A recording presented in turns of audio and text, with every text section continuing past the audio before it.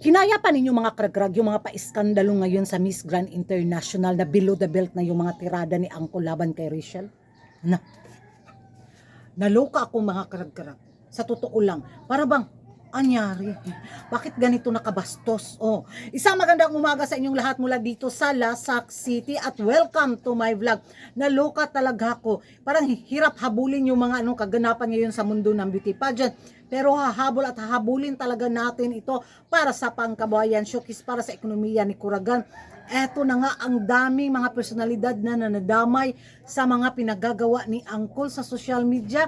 Isa na din dito sa umalma si Kylie Versosa na kung saan na-post yung number niya sa mga pa-screenshot galore at ebidensya resibo ni Angkol laban kay Gupta, mga karag-karag na parang ay, naunsa naman ni na okay pa ni parang makuratan tabag pina 1/4 bitaw. Yun yung naging reaction ko kagabi mga karag-karag nung nakita ko yung mga kaganapan na hala uy.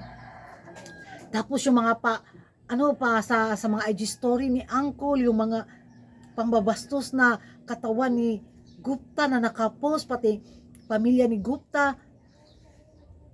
Parang sobra na yata din si Uncle. Parang hindi na rin tama. 'Di ba? Parang kung galit siya sa kanyang dating reyna, siguro may proper naman na way bitaw, yung hindi naman masyadong kabastusan yung bitaw galit niya na ipopost niya sa social media, 'di ba? Siguro may limitasyon naman.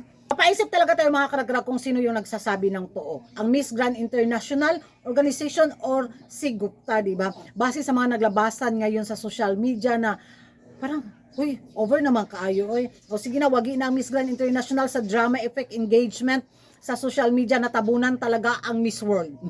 'Di ba? Dahil sa iskandalo na to na nag-viral talaga, pinag-uusapan, wale anyari natabunan ang kaganapan ni Maring Julia. 'Di ba? Ang galing ng strategy ni Uncle din. Talagang oy, parang hindi to pwede. Gagawa tayo ng eksena, ayun nga. Bumenta naman at bumulaga naman sa mga chismosa, mga beauty pageant lovers at of course sa pangkabuhayan showcase din ni Curagan. So sana maayos, so, 'di ba? Kasi parang sumobra na at parang hindi na rin kaaya-aya yung mga banatan ng ninawat laban kay Gupta, 'di ba? Parang wala na talaga ring karespeto.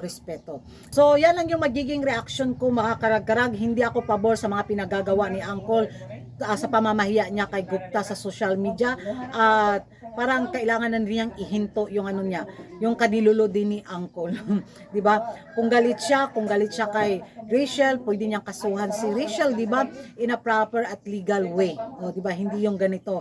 Kasi parang ay over naman kay tapos madami may mga mga artista na mga ibang mga beauty queen na mga pangalan ang nadadamay, 'di ba, na nasangkot na ay mga personal na mga number, mga post sa social media. Parang uy, stop na uy, okay na. Tiba na yung engagement, ganon.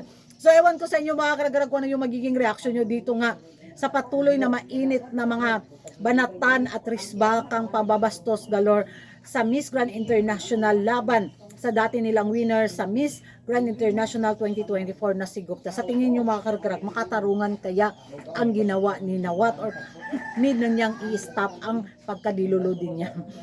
Mag-ingay tayo sa comment section at kung hindi ka pa nakapag-subscribe sa YouTube channel ko, don't forget to like and subscribe Curagan Karag, ang babaeng lagi nagkarag-karag, and hit the notification bell para update kayo sa mga latest kaganapan sa mundo ng beauty pageant. And thank you for watching. Bye-bye.